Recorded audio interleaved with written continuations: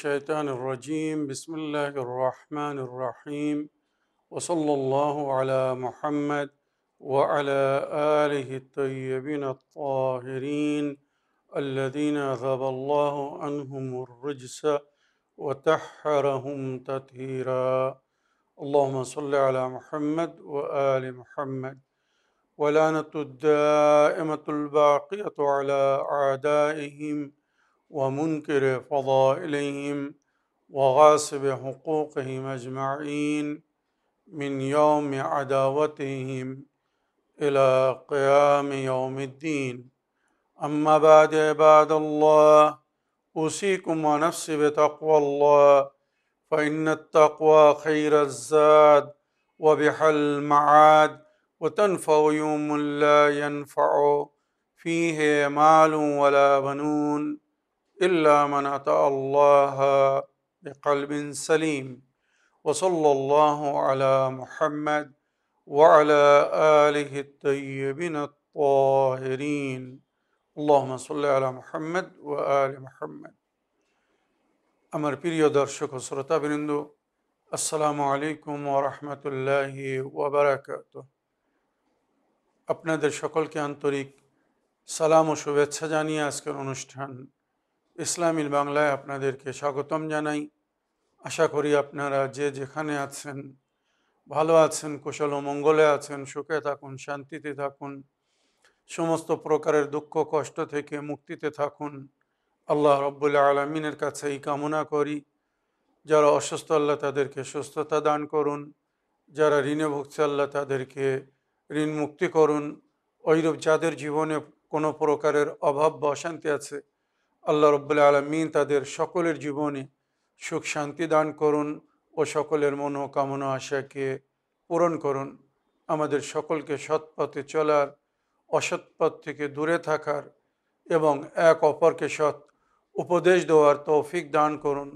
আমরা যেন সত্য বা হক জিনিসকে জেনে শুনে মেনে তার উপরে আমাল করে সেটা অন্যদের সামনে তুলে ধরতে পারি বা সকলের কাছে পৌঁছে দিতে পারি। আমাদেরকে সেই মনোবল ও নেক তৌফিক দান করুন। আমিন ইয়া রাব্বাল আলামিন। এই দোয়ার সঙ্গে আমি আজকের পর্ব শুরু করতে চলেছি।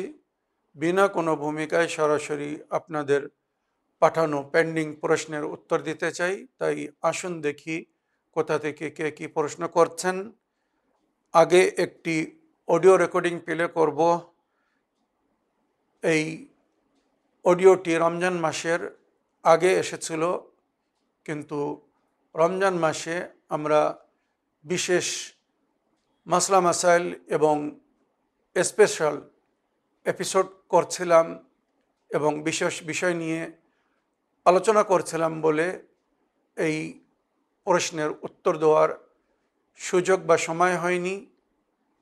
রমজানের পরে এর উত্তর দেব ভেবেছিলাম, কিন্তু ভুলে যাওয়ার কারণে আমি তার উত্তর দিতে পারিনি। তাই আজকে প্রথম আমি এই অডিও প্লে করে তার উত্তর দিতে চাই। তো আসুন দেখি কে কি প্রশ্ন করছেন। আসসালামু আলাইকুম রহমতুল্লাহ বরকাতুহ। আমি পূর্ব বর্ধমান থেকে ফাতেমা বলছি। মৌলানা সাহেব, আশা করি আপনি ভালো আছেন। আল্লাহ আপনাকে ভালো রাখুক, সুস্থ রাখুক, সমস্ত বালা মুসিবত পেরেশানি থেকে দূর রাখুক। আমার একটা প্রশ্ন আছে কোরআন শরীফের সূরা সম্বন্ধে। সূরাটি হচ্ছে ৭৩ নম্বরের সূরা, সূরা মুজাম্মিল। আমি সূরাটি পড়েছি, ২০ আয়াত আছে এবং তার মানেটাও পড়েছি। আপনি যদি এর সারাংশ ব্যাখ্যা করে কিছু বলতেন সমস্ত, তাহলে আরো ভালো হতো। প্রতিদিন রাত্রে এশার নামাজের পর এবং তাহাজ্জুদের নামাজের পর এটাকে পড়ি। তো এটা সমস্ত ফজিলতটা যদি আরেকটু বলতেন খুব উপকৃত হতাম। আপনি ভালো থাকুন, সুস্থ থাকুন। আর একটি প্রশ্ন আমার আত্মীয় করেছিল, সেই প্রশ্নের উত্তরটা একটু দেবেন। ও প্রথমবার প্রশ্ন করেছে, তো তাই খুব উৎসুক যে ও প্রশ্নের উত্তরটাও পাক। ওয়ালাইকুম আসসালাম রহমতুল্লাহ ওয়া বারাকাতুহু। আমার প্রিয় আপা বাবুন ফাতেমা বিবি, আপনার ভয়েসমেলের জন্য আপনাকে অসংখ্য ধন্যবাদ জানাই। যেমন আমি আগেই বলেছি, আপনার এই অডিও রমজান মাসের আগে এসেছিল বা আপনি পাঠিয়েছিলেন, কিন্তু রমজান মাসে আমরা বিশেষ বিষয় নিয়ে আলোচনা করছিলাম বলে আপনার এই প্রশ্নের উত্তর তখন দিতে পারিনি। আপনার প্রশ্নের উত্তরে একটু দেরি হয়ে গেছে, কিছু মনে করবেন না। তবে আপনার আত্মীয় যে প্রশ্ন করেছিলেন আমি তার উত্তর রমজান মাসের আগেই দিয়ে দিয়েছিলাম। আশা করি উনি নিজের উত্তর পেয়েছেন বা শুনেছেন। আসুন আজ আমি আপনার প্রশ্নের উত্তর দিতে চাই। আপনি সূরা মুজাম্মিলের সংক্ষিপ্ত বিবরণ বা বিশ্লেষণ চেয়েছেন, তাফসির জানতে চেয়েছেন বা তার ফজিলত ও বরকত বিষয়ে জানতে চেয়েছেন। সূরা মুজাম্মিল পবিত্র কোরআনে অবতীর্ণ হিসাবে তৃতীয় সূরা, মনে রাখবেন মাক্কি সূরা। এই সূরা মক্কায় নাজিল হয়েছিল আর অবতীর্ণ হিসেবে তৃতীয় নম্বর সূরা। কিন্তু কোরআনে যে তালিকা আছে, তালিকা হিসেবে সূচিপত্র হিসেবে ৭৩ নম্বরে এই সূরাটাকে রাখা হয়েছে ২৯ পারায়। আর এই সূরায় টোটাল ২০টি আয়াত, যেমন আপনিও বলেছেন ৩০০টি শব্দ ব্যবহার হয়েছে আর ৮৫৩ অক্ষর হরফ ব্যবহার হয়েছে। আর এই সূরার নাম সূরা মুজাম্মিল এই জন্য রাখা হয়েছে, নবী করিম সাল্লাল্লাহু আলাইহি সাল্লাম একটি চাদর সবসময় নিজের কাঁধের ওপরে রাখতেন, তাই নবীকে কামলিওয়ালা বলা হয়। কামলি মানে কম্বল টাইপের একটি চাদর, নস্যি কালারের, নবী করিম সাল্লাল্লাহু আলাইহি সাল্লাম নিজের কাঁধের ওপরে রাখতেন। আর এই চাদর বিভিন্ন প্রয়োজনে উনি ব্যবহার করতেন, যেমন শীতের সময় শরীরকে গরম রাখার জন্যে, বা ওই চাদরের মধ্যে একটি খাসিয়াত বা গুণ ছিল, ওর ওপরে যদি কেউ তলোয়ার মারতো তো তলোয়ার ওই চাদরকে কাটতে পারতো না, মনে রাখবেন। তো নবী করিম সাল্লাল্লাহু আলাইহি সাল্লাম দুশমনের আঘাত থেকে মুক্তিতে থাকার জন্যও ওই চাদরটা ব্যবহার করতেন। ওই চাদরটা গায়ে দিয়ে রাতের অন্ধকারে কখনো যদি বাইর হতেন তো ওই চাদরটা গায়ে দিয়ে বাইর হতেন, নইলে গলায় জড়িয়ে বাইর হতেন, যাতে শত্রু যদি কেউ হঠাৎ গোপন স্থান থেকে ক্ষেপণাস্ত্র করে, মানে আঘাত করে, তো আপনার শরীরকে যেন আঘাত না করতে পারে। তাই ওই চাদরের জন্যে এই সূরার নাম সূরা মুজাম্মিল, মানে কামলিওয়ালা। তো ওই সূরার শুরুতেই জিক্র হয়েছে বিসমিল্লাহির রহমানির রহিম, ইয়া আইয়ুহাল মুজাম্মিল কুমিল লাইলা ইল্লা কলিলা। এ কামলিওয়ালা নবী, মানে চাদরধারী নবী, আপনি রাত্রে আল্লাহর উপাসনা করুন, আপনার প্রতিপালককে স্মরণ করুন, তার জিকির করুন, ইবাদত করুন, ইল্লা কলিলা, কিন্তু কিছুক্ষণ। মানে নবী করিম সাল্লাল্লাহু আলাইহি সাল্লাম সারা রাত জেগে কিয়াম করে আল্লাহর উপাসনা ও ইবাদতে ব্যস্ত থাকতেন। তো আল্লাহ নিজের প্রিয় নবীকে অতিরিক্ত ভালোবাসতেন বা ভালোবাসেন বলে ওনাকে বলতেন যে, এ আমার কামলিওয়ালা, এ আমার প্রিয় নবী, কুমিল লাইলা ইল্লা কলিলান, রাত জাগুন কিন্তু কম। রওয়ায়াত বা আয়াত বা আয়াতের তাফসীর হিসেবে আগে যেটা উল্লেখ হয়েছে, অর্ধেক রাত কি তার কিছু অংশ, একটু কম বেশি হলে কোনো অসুবিধে নেই। তার মানে নবী করিম সাল্লাল্লাহু আলাইহি সাল্লাম নিজের জীবনে, মনে রাখবেন, রাতকে 3 ভাগে ভাগ করতেন। এই জিনিসটা আমরাও যদি ফলো করি তো আমাদের জীবনও নবী করিম সাল্লাল্লাহু আলাইহি সাল্লামের সুন্নত অনুযায়ী হবে, নবী করিম সাল্লাল্লাহু আলাইহি সাল্লামের আদর্শ অনুযায়ী হবে। আশা করি আমরা নবী করিম সাল্লাল্লাহু আলাইহি সাল্লামের হাকিকি অনুগামী ও অনুসারীদের মধ্যে গণ্য হব। নবী করিম সাল্লাল্লাহু আলাইহি সাল্লাম নিজের রাতকে 3 ভাগে ভাগ করতেন। মনে করুন যদি 12 ঘন্টার রাত হয়, উদাহরণস্বরূপ বলছি, ভালো করে জিনিসটাকে বুঝবেন। সন্ধ্যাবেলা 6টার সময় মাগরিবের আজান হচ্ছে, মনে রাখবেন এটা রাতের শুরুয়াত, এলাগাসাকিল্লাইল যাকে বলা হয়। আর ভোরের আজান হচ্ছে মনে করুন সকাল 6টার সময়, উদাহরণস্বরূপ শীতকালে সন্ধে 6টার সময় বা অনেক সময় 5টার সময় আজান হয়ে যায়। আর মনে করুন সকাল 5টার সময় কি সকাল 6টার সময় ভোরের আজান হয়। তো যদি টোটাল 12 ঘন্টার রাত হয়, এটা কিন্তু শুধু উদাহরণ দিয়ে বোঝানোর জন্য বলছি, 12 ঘন্টার রাত যদি হতো তো নবী করিম সাল্লাল্লাহু আলাইহি ওয়াসাল্লাম ওই রাতকে 4 ঘন্টা করে 3 ভাগে ভাগ করতেন। প্রথম 4 ঘন্টা মনে করুন আল্লাহর উপাসনা, ইবাদত এবং নিজের উম্মতের হেদায়েতে ব্যবহার করতেন, পানাহার বা প্রয়োজনের জন্য ব্যবহার করতেন।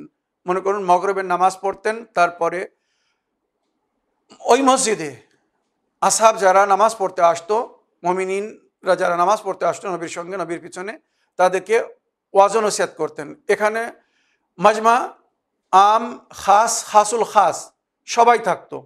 এশা নামাজের পরে সাধারণ ব্যক্তিরা চলে যেত, আম সাহাবিরা চলে যেত, এবারে কিছু খাস সাহাবিরা থাকতো। নবী করিম সাল্লাল্লাহু আলাইহি ওয়াসাল্লাম তাদের সঙ্গে বিশেষ বিষয়ে আলোচনা করতেন, যেগুলো হয়তো সাধারণ মানুষের জন্য না। সুতরাং নবী করিম সাল্লাল্লাহু আলাইহি ওয়াসাল্লাম কিছুক্ষণ সেখানে কাটাতেন। তারপরে সাহাবাদেরকে বলতেন, যা সেই নিজের বাড়িতে যাও, নিজের পরিবারের কাছে যাও, তাদের প্রয়োজনকে খেয়াল করো। সমস্ত পরিবার তার কর্তার প্রয়োজন রাখে, সুতরাং তোমরা যা সে নিজের বাড়িতে ফিরে যাও। সবাই নিজের বাড়িতে চলে যেত। এবারে কিছু খাসুল খাস সাহাবি ছিল, খাসের মধ্যেও খাসুল খাস, যাদের সঙ্গে নবী করিম সাল্লাল্লাহু আলাইহি ওয়াসাল্লাম অতি গোপন এবং রাজের কথা বলতেন। যেমন উদাহরণস্বরূপ মাওলা আলী আলাইহিস সালাম, জনাবে সালমানে ফারসি, জনাবে আবু জারে গফফারি, জনাবে মেকদাদে আসাদি, জনাবে হুযায়ফা ইয়ামানি, এই সমস্ত রাজদার, আসবাক বিন নবাতা, আবু সাঈদে খাদারি, যারা নবী করিম সাল্লাল্লাহু আলাইহি ওয়াসাল্লামের অতি নিকটতম এবং রাজদার ছিলেন। সুতরাং নবী করিম সাল্লাল্লাহু আলাইহি ওয়াসাল্লাম এই সমস্ত রাজদার সাহাবীদেরকে বলতেন, তোমরা যা সেই বাড়িতে ফিরে যাও, পানাহার করার পরে আমার বাসায় এসো। তখন আর মসজিদে কথা বলতেন না, এবারে বাসায় ডেকে বিশেষ কিছু গোপন বা অতি গভীর তথ্য যার মধ্যে আছে সেই সমস্ত শিক্ষা ওই সমস্ত সাহাবীদেরকে দিতেন। তো এইভাবে নবী করিম সাল্লাল্লাহু আলাইহি ওয়াসাল্লামের 3 প্রকারের সাহাবী ছিল, আম সাহাবী, খাস সাহাবী, খাসুল খাস সাহাবী। তো নবী করিম সাল্লাল্লাহু আলাইহি ওয়াসাল্লাম প্রথম 4 ঘন্টা মনে করুন এদের শিক্ষা দেওয়ার জন্যে, বিভিন্ন বিষয়ে আলোচনা করার জন্যে, শরীয়তের আহকাম মাসলা মাসাইল পৌঁছে দেওয়ার জন্য ব্যবহার করতেন, পানাহার করতেন, অনেক মানে সামাজিক বা পারিবারিক কাজে ব্যস্ত থাকতেন। তো 6টা থেকে মনে করুন রাত 10টা পর্যন্ত এই 4 ঘন্টা এইভাবে কাটাতেন। তারপরে 4 ঘন্টা মনে করুন সেই সময় এই সমস্ত বিদ্যুৎ, বিজলি, ইলেকট্রিসিটি, কারেন্টের যুগ ছিল না বলে রাত 10টা মানে গভীর রাত, মানে তখন অনেক রাত মনে হতো। তো রাত 10টা থেকে রাত 2টো পর্যন্ত মনে রাখবেন, এটা হচ্ছে মধ্যরাত গণ্য হতো। তো এই সময় নবী করিম সাল্লাল্লাহু আলাইহি ওয়াসাল্লাম এই সময়টা নিজের পরিবারের সঙ্গে, নিজের বউ বাচ্চাদের সঙ্গে কাটাতেন। আর তৃতীয় 4 ঘন্টা মনে করেন রাত 2টোর পর থেকে নিয়ে সকাল 6টা পর্যন্ত বা সকালের ভোরের আজান পর্যন্ত, এটা করে নবী করিম সাল্লাল্লাহু আলাইহি ওয়াসাল্লাম আল্লাহর উপাসনায় ব্যস্ত থাকতেন। মনে করেন রাত 2টোর পর থেকে ভোরের আজান পর্যন্ত তাহাজ্জুদ নামাজ পড়তেন, নবীদের বিশেষ খাস নামাজ সেগুলো পড়তেন, অনেক জিকির বা বিরদ আছে সেগুলো পড়তেন। আর আসা আইয়াব আসাকা রাব্বুকা মাকামা মাহমুদা ওই সময়ের জন্যই অবতীর্ণ হয়েছিল। সুতরাং নবী করিম সাল্লাল্লাহু আলাইহি ওয়াসাল্লাম আল্লাহর উপাসনা বা ইবাদতের মধ্যে কাটাতেন। তো এইভাবে নবী করিম সাল্লাল্লাহু আলাইহি ওয়াসাল্লাম সারা রাত কাটাতেন আর কোরআনের তেলাওয়াত করতেন। তো যখন কোরআনের তেলাওয়াত করতেন তো নবী করিম সাল্লাল্লাহু আলাইহি ওয়াসাল্লামকে আল্লাহর তরফ থেকে আদেশ করা হলো, ওয়ারাত্তিলিল কোরআনা তারতিলা, কোরআনকে সুন্দরভাবে মানে আস্তে আস্তে আর সুরের সঙ্গে পড়তে বলা হয়েছে। ওয়ারাত্তিলিল কোরআনা তারতিলা, তারতিল মানে সমস্ত শব্দকে সুন্দরভাবে পরিষ্কার করে আদায় করা। যখন আমরা নামাজ পড়ি বা নামাজ পড়াই, মনে রাখবেন আমরা খুব পরিষ্কার ক্লিয়ারলি তেলাওয়াত করি, যাহাতে পিছনে মামুমিনরা যারা নামাজ পড়ছে আমাদের সঙ্গে, তারা যেন ওই তেলাওয়াত শুনে শিখতে পারে কিভাবে তেলাওয়াত করতে হবে, কিভাবে জিকির করতে হবে ইত্যাদি। তো এগুলো আমাদের কর্তব্য বা দায়িত্ব। তো আমরা এগুলো কোথা থেকে শিখেছি? নবী করিম সাল্লাল্লাহু আলাইহি ওয়াসাল্লামের থেকে। আর নবী করিম সাল্লাল্লাহু আলাইহি ওয়াসাল্লাম কোথা থেকে শিখেছেন? আল্লাহর হুকুম থেকে, আল্লাহর আদেশে। তো যেটা এই সূরার মধ্যে উল্লেখ হয়েছে, ওয়ারাত্তিলিল কোরআনা তারতিলা, কোরআনকে তারতিলের সঙ্গে পড়ো। তাছাড়া এই সূরার মধ্যে আরো অনেক কিছু জিকির হয়েছে। তারপরে আল্লাহর বান্দাদের হেদায়েতের জন্য কিভাবে কাজ করতে হবে এখানে জিকির হয়েছে সূরার মধ্যে। উদাহরণ দিয়ে বলা হয়েছে মুসা এবং হারুন দুজনে যেমন ফেরাউনের কাছে গিয়েছিল, তারা কথা শুনিনি বলে, ফেরাউন কথা শুনিনি বলে সে ক্ষতিগ্রস্ত হয়েছিল। ওইরূপ নবী করিম সাল্লাল্লাহু আলাইহি ওয়াসাল্লাম নিজের উম্মতকে বলেছিলেন, তোমরা আমাকে অনুসরণ করো আর আমার সঙ্গে সঙ্গে আমার ওয়াজির, ওসি, খলিফা আলীকে অনুসরণ করো। যেমন মুসার উম্মত অনুসরণ করেছিল আর তার সঙ্গে সঙ্গে হারুনকেও অনুসরণ করছিল। তো মুসা এবং হারুনের মতো আমাকে এবং আমার খলিফা বা আমার প্রতিনিধি আলীকে অনুসরণ করো, এতেই তোমাদের মঙ্গল। আর নইলে তোমাদের পরিণাম ওই হবে যেমন ফেরাউনের হয়েছে বা ফেরাউনের কওমের হয়েছে। আর বিশেষ করে এই সূরার শেষে যেটা উল্লেখ হয়েছে, আকিমুস সালাত ওয়া আতুজ যাকাত ওয়াকরিদুল্লাহ কারদান হাসানা ওয়া মা তুকদ্দিমু লিআনফুসিকুম মিন খাইরিন তাজিদুহু ইনদাল্লাহ। তোমরা নামাজ কায়েম করো, যাকাত প্রদান করো, আর আল্লাহকে কর্জে হাসানা দাও। কর্জে হাসানা মানে নেকি, আল্লাহর পথে নেকি করো। এটা ঋণ, এটা আল্লাহ শোধ করবে, সুন্দর রূপে তোমাদেরকে পুনরায় ফিরিয়ে দেওয়া হবে, তোমাদেরকে দেওয়া হবে। ওয়াকরিদুল্লাহ কারদান হাসানা ওয়া মা তুকদ্দিমু লিআনফুসিকুম মিন খাইরিন তাজিদুহু ইনদাল্লাহ। আগে থেকে আল্লাহ দরবারে যা কিছু নেকি নিজের জন্য জমা করবে সেটা উপস্থিত পাবে। তো আমরা এই দুনিয়ায় যা কিছু নেকি করছি নিজেদের জন্য, মনে রাখবেন এগুলো সব আল্লাহর ব্যাংকে জমা হচ্ছে, আমাদের অ্যাকাউন্টে আল্লাহর ব্যাংকে জমা হচ্ছে। যখন আমরা সেখানে যাব এটা পাবো। যে যেমন জমা করবে সে তেমন পাবে। যদি কেউ নেকি জমা করে তো নেকির ফল নেকি পাবে, যদি কেউ বদি জমা করে তো বদির ফল বদি পাবে। এগুলো কিন্তু এই সূরার মধ্যে অনেক উল্লেখ হয়েছে। এবারে এই সূরার গুণ বা ফজিলত কি, এই সূরা পড়লে কি লাভ হবে, তো এই সূরা পড়ার সম্পর্কে নবী করিম সাল্লাল্লাহু আলাইহি ওয়াসাল্লামের থেকে বর্ণিত যে রওয়ায়াত, আমি রওয়ায়াতটি পড়ে আপনাদেরকে শোনাচ্ছি, তাহলে আপনারা বুঝতে পারবেন যে এই সূরার কত বরকত ও ফজিলত। সুতরাং এভাবে রওয়ায়াতে উল্লেখ হয়েছে, नबी करीम सल्लल्लाहु अलैहि वसल्लम के इरशाद गिरामी है कि जो कोई इस सूरे को माने सूरह मुज़म्मिल को मुसीबत की हालत में पढ़ेगा अल्लाह जल्ला शानहु उसकी मुसीबत को दूर फरमा देगा। যদি কেউ মুসিবত থেকে মুক্তি পাওয়ার জন্য এই সূরা পড়ে তো আল্লাহ তাকে মুসিবত থেকে মুক্তি দান করবেন। जो कोई सूरह मुज़म्मिल मुबारका को पढ़ेगा अल्लाह ताला उसे दुनिया और आखिरत में खुश रखेगा। যদি কেউ সূরা মুজাম্মিল ধারাবাহিক রূপে প্রতিদিন পড়ে তো আল্লাহ রাব্বুল আলামিন দুনিয়া ও আখিরাতে তাকে শান্তি বা খুশি দান করবেন, उसका इफलास दूर होगा और गरीब एवं दरिद्रता থেকে সে মুক্তি পাবে। और जिस मुश्किल के लिए पढ़ी जाएगी वो मुश्किल आसान होगी। আর এই সূরা যে মুশকিলকে আসান করার জন্য কেউ পড়বে, মানে এই নিয়ত করে পড়বে যে আল্লাহ এর বরকতে আমার এই মুশকিল যেন আসান হয়ে যায়, আল্লাহ রাব্বুল আলামিন এই সূরার বরকতে তার মুশকিলকে आसान করে দেবেন।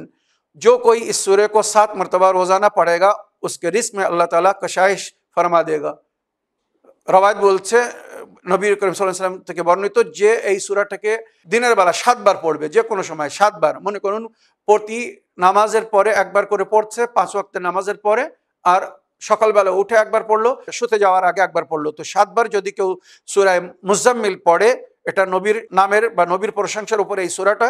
সুতরাং এই সূরা যদি কেউ 7 বার পড়ে তো আল্লাহ রাব্বুল আলামিন তার রুজিতে অতিরিক্ত বৃদ্ধি করে দেবেন, বরকত দান করবেন। যদি কেউ কোনো মাসলায় কোনো বিপদে পড়ে আছে, কোনো সমস্যার মধ্যে পড়ে আছে আর সেই সমস্যার সমাধান খুঁজে পাচ্ছে না, তো রওয়ায়াত বলছে যদি কেউ এই সূরাটা 40 দিন পর্যন্ত নিজের ওই সমস্যার সমাধানের জন্য, নিজের ওই মুশকিলের জন্য পড়ে তো আল্লাহ 40 দিনের মধ্যে তার মুশকিলকে আসান করে দেবেন। যদি কেউ এক বছর মানে প্রতিদিন সকালের নামাজের পরে সূরা মুজাম্মিল পড়ে তো আল্লাহ রাব্বুল আলামিন তার রুজিতে এত বৃদ্ধি করে দেবে যেটা সে ভাবতেই পারে না, তার রুজিতে বরকত দান করবেন, আর সারা জীবন সে গরিব বা দরিদ্র হবে না। মানে আল্লাহ রাব্বুল আলামিন এই তেলাওয়াতের বরকতে তার রুজিতে এত বৃদ্ধি করে দেবে সে কখনো অভাব বা गरीब হবে না, অভাবী হবে না। रोजाना पढ़ने वाले के अल्लाह ताला दीनी और दुनियावी मुश्किलात आने वाले हादसात और खतरात को दूर कर देंगे। और যে রোজানা এই সূরা পড়বে মানে প্রতিদিন এই সূরা পড়বে আল্লাহ তার মুশকিলকে আসান করবেন, আর সমস্ত আগমন বিপদ আপদ থেকে, যে বিপদ হয়তো আসবে আমাদের জীবনে তার থেকে আল্লাহ রক্ষা দান করবেন, মুক্তি দান করবেন। বিপদ আমার নিকটে আপদ বিপদ আসতে দেবে না। মনে রাখবেন সূরা মুজাম্মিল को पढ़कर हाकिम के सामने पेश हो तो हाकिम मेहरबान होगा। যদি কোনো বাদশাহ দরবারে, কোনো প্রভাবশালী ব্যক্তির দরবারে যেতে হয় তো সূরা মুজাম্মিল পড়ে যাবেন। ওই বাদশাহ বা ওই ব্যক্তি যার কাছে যাচ্ছেন সে আপনাকে সম্মানের নজরে দেখবে আর আপনার দাবিকে গ্রহণ করবে, আপনার কথা মেনে নেবে। রোজানা প্রতিদিন এশা নামাজের পরে যদি কেউ 11 বার সূরা মুজাম্মিল পড়ে তো দিন দুনিয়ার সমস্ত সমস্যার সমাধানের জন্য এটা একটি উত্তম কাজ, যেটা আমার বোন উনি পড়ছেন, খুব মঙ্গল। তবে যদি কেউ 11 বার না পড়তে পারে, একবারও যদি ভালো নিয়তে পড়ে তো হয়তো আল্লাহ তাকে সেই বরকত ফজিলত দান করবেন।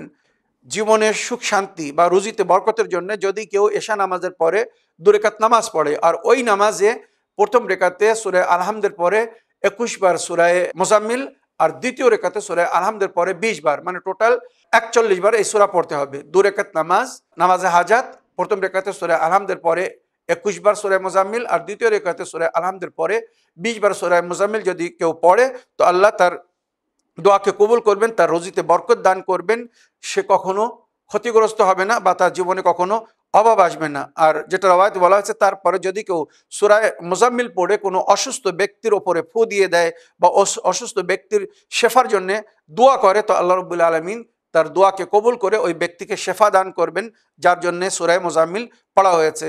স্বামী স্ত্রীর মাঝখানে যদি কোনো মতভেদ হয়, মনোমিল না হয় বা বিচ্ছেদ হয়ে থাকে, তো এই সূরা পড়ে যদি এক অপরের জন্য দোয়া করে বা এক অপরের উপরে দম করে দেয় বা পানির উপরে দম করে যদি স্বামীকে খাইয়ে দেওয়া হয় বা স্বামী স্ত্রীকে খাইয়ে দেয়, তো তাদের মধ্যে একটা ভালোবাসা জাগবে, মনোমিল হবে, আর তাদের মধ্যে থেকে মতভেদ বা সমস্ত প্রকারের দ্বন্দ্ব বা মতভেদ দূর হয়ে যাবে। মনে রাখবেন, এটা একটি খুব সুন্দর উপায় স্বামী স্ত্রীর জন্য। সূরা মুজাম্মিল পড়ে পানিতে ফু দিয়ে স্বামীকে খাইয়ে দিবেন বা স্বামী স্ত্রীকে খাইয়ে দেবে, তাদের মনোমিল হবে, তারা মিলেমিশে জীবনযাপন করবে, আর তাদের অন্তরে এক অপরের প্রতি মায়া এবং ভালোবাসা জাগবে। এছাড়া আরো অনেক ফজিলত ও বরকত জিক্র হয়েছে, যেগুলো হয়তো আজ সময়ের অভাবে আর বলতে পারছে না, কারণ অনেক প্রশ্নের উত্তর বাকি আছে। তো আমার প্রিয় বোন ফাতেমা বিবি, আশা করি আপনার প্রশ্নের আপনি উত্তর পেয়েছেন। সূরা মুজাম্মিলের বরকত ও ফজিলত যেটা উল্লেখ করলাম বা রওয়ায়াতে যেভাবে উল্লেখ হয়েছে, আর আশা করি এর থেকে আপনারা সবাই লাভবান হয়েছেন। আসুন এবারে আমি আপনাদের কিছু চিঠি পড়ে তার উত্তর দিতে চাই। প্রথম চিঠি পড়ি। সালামুন আলাইকুম মাওলানা সাহেব, আমি রবিউল ইসলাম বলছি ঢাকা, বাংলাদেশ থেকে। আমি জানতে চাই, যদি কেউ তার বউকে দেনমোহর না দিয়ে হজ করতে যায়, তার হজ হবে? ওয়ালাইকুম আসসালাম রহমতুল্লাহ বারাকাত। আমার প্রিয় ভাই রবিউল ইসলাম সাহেব, আপনার চিঠি লেখার জন্য আপনাকে ধন্যবাদ জানাই। একটি সুন্দর প্রশ্ন করেছেন। এই বিষয়ে হয়তো অনেকেই জ্ঞান রাখেন না। যদি কোনো ব্যক্তি হজে যায়, মনে করুন এই সময় হজে যাওয়ার সময় অধিকাংশ হাজিরা সবাই হজে যাওয়ার জন্য প্রস্তুত হচ্ছে, তো আমার ভাই খুব সুন্দর প্রশ্ন করেছেন। কোনো ব্যক্তি বিয়ের সময় দানমোহর রেখেছিল, দানমোহর যেটা কন্যার হক, স্ত্রীর হক, তাকে দিতে হবে, আর নইলে তার ওলি, তার গার্জেনকে, বাপ বা দাদাকে দিতে হবে। তো কেউ যদি ওই দানমোহর রেখে থাকে আর আদায় করেনি, সে হজে যাচ্ছে, তো এবারে তার কর্তব্য কি? সে যদি নিজের স্ত্রীর দানমোহর না দিয়ে হজে যায়, তো তার হজ হবে না, তার হজ কবুল হবে না। কেননা এটা ওয়াজিবুল আদা, হক। শরীয়তে বলা হয়েছে ওই ব্যক্তি হজে যাবে যার উপরে কোনো ওয়াজিবুল আদা বাকি নেই বা যার উপরে ঋণ নেই। ঋণ আছে, আপনি কারোর কাছ থেকে পয়সা ধার নিয়ে রেখেছেন, আর তাকে পয়সা ফেরত না দিয়ে, তার ঋণ শোধ না করে আপনি হজে যাচ্ছেন, আপনার হজ কবুল হবে না। মনে রাখবেন, শরীয়তের হুকুম আগে ঋণ শোধ করো, তারপরে হজে যাও। ওইরূপ আপনার দায়িত্বে কিছু এমন কাজ আছে যেগুলো ফরজ, যেমন কন্যার বিবাহর বয়স হয়ে গিয়েছে, তাকে যদি বিবাহ না দেওয়া হয়, তো আযবিল্লাহ সুম্মা আযবিল্লাহ, সে হয়তো ভুল পথে চলে যাবে, গুনায় লিপ্ত হবে। তো শরীয়তে বলা হয়েছে এখানে পিতার দায়িত্ব আগে নিজের কন্যার বিবাহের ব্যবস্থা করবে, তারপরে সে হজে যাবে। মনে রাখবেন, হজকে আপনি পোস্টপোন করতে পারেন, কিন্তু কন্যার বিবাহকে, যদি সে বিবাহ না হলে গুনায় লিপ্ত হয়, তো তার বিবাহ আগে করতে বলা হয়েছে। ওইরূপ ছেলের বিবাহকেও আগে করতে বলা হয়েছে। ছেলে বিয়ের বয়স হয়ে গিয়েছে, এবারে তার যদি বিয়ে না দেন, তো সে গুনায় লিপ্ত হবে। সুতরাং হজে যাওয়ার আগে তার বিয়ে দিতে বলা হয়েছে। এগুলো কিন্তু খুব কম লোক জানে। ওইরূপ বিয়ের সময়, আপনার বিয়ের সময় আপনি দানমোহর রেখেছিলেন, যেটা বড় হক, স্ত্রীর হক, আপনি সেটা এখনো আদায় করেননি। আপনি হজে যাচ্ছেন, ফিরে আসবেন কিনা তার কোনো গ্যারান্টি নেই। তো সুতরাং শরীয়তে বলা হয়েছে আপনি হয় নিজের স্ত্রীর কাছ থেকে অনুমতি নিন যে তোমার যে দানমোহরের পয়সাটা আমার উপরে বাকি আছে, ওয়াজিবুল আদা, ফরজ, আমি ওটা হজ থেকে এসে যদি তোমাকে ফিরিয়ে দিই, হজ থেকে আসার পরে যদি তোমাকে দিই, তো তুমি কি আমাকে অনুমতি দিচ্ছ হজে যাবার? যদি স্ত্রী এটা গ্রহণ করে নেয় যে হ্যাঁ ঠিক আছে, আমার পয়সা আপনি পরে দিয়ে দেবেন, আপনি হজে যেতে পারেন, তো স্ত্রী যদি অনুমতি দেয়, তাহলে ওই ব্যক্তির হজ কবুল হবে বা ওই ব্যক্তি হজে যেতে মোস্তাতি গণ্য হবে, মানে সক্ষম গণ্য হবে। আর যদি তার স্ত্রীর হক, অধিকার, দানমোহর যদি না দেয়, আর স্ত্রী যদি রাজি না হয়, সে যদি না মেনে নেয় তার কথা, তো আগে তার দানমোহর আদায় করতে হবে, পরে সে হজ করতে যাবে। মনে রাখবেন, এগুলো ফরজ এবং ওয়াজিব। তাই আমি এটা বলতে বাধ্য হচ্ছি, স্ত্রীর হক মানে স্বামী তার কাছে ঋণী, দানমোহরের জন্য সে ঋণী। ওই দানমোহর যতক্ষণ শোধ না করছে, আদায় না করে দিচ্ছে, তার উপরে হজ ফরজ না, হজে যেতে পারবে না। যদি হজে যায়, তো তার হজ কবুল হবে না। একটাই শর্ত, যে যদি স্ত্রী হয় দানমোহর ক্ষমা করে দিক, যে আমি আমার দানমোহর মাফ করে দিলাম, আপনি হজে যান, যা পয়সা আছে ওর থেকে যদি দানমোহর দিয়ে দেন তো হজে যাওয়ার জন্য পয়সা কম পড়ে যাবে, আমি দানমোহর মাফ করে দিচ্ছি, আপনি হজে চলে যান। তো এইভাবে স্ত্রী যদি দানমোহর মাফ করে দেয় বা স্ত্রী যদি অনুমতি দেয় যে আমার পয়সা এখন দেওয়ার দরকার নেই, আপনি হজে যান, পরে অন্য কখনো দিয়ে দেবেন, তো এই দুই ক্ষেত্রে যদি স্ত্রী ক্ষমা করে দেয় বা অনুমতি দেয় তখন ওই ব্যক্তি হজে যেতে পারবে। তাছাড়া যদি তার দানমোহর আদায় না করে হজে যায় তো এই ব্যক্তির হজ কবুল হবে না, যেটা শরীয়তে উল্লেখ হয়েছে। এই বলে আমার আজকের বক্তব্য এখানে শেষ করলাম। ওয়া আখিরু দাওয়ানা আলহামদুলিল্লাহি রাব্বিল আলামিন। ওয়াসসালামু আলাইকুম ওয়া রাহমাতুল্লাহি ওয়া বারাকাতুহু।